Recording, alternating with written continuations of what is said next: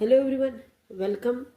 Now we are going to start our another channel, that is PNYC English, where we are going to cover our English grammar with from the basics. So our first topic is types of sentences. There are four types of sentences. The first one is declarative, or you can call it assertive or statement.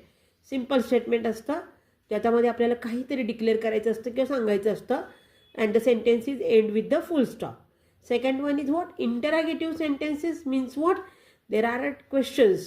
The question मध्ये काही types असतात. We are going to cover it later on, and the sentence is end with the question mark. So the third one is what? Imperative sentences. Here, if there is any command or there is any request or suggestion, such type of sentences are known as imperative sentences म्हणतो आपण त्याला.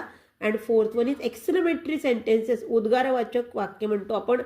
There strong or sudden feeling or emotion is there, and the sentence is end with the exclamatory mark असतो शेवटी. तो तुम्हाला मी काढून दाखवलेला आहे कागदावर. तर अशा पद्धतीने आपण आता इंग्लिश ग्रामर बेसिकपासून ॲडव्हान्स लेवलपर्यंत कव्हर करणार आहोत. For that stay tune.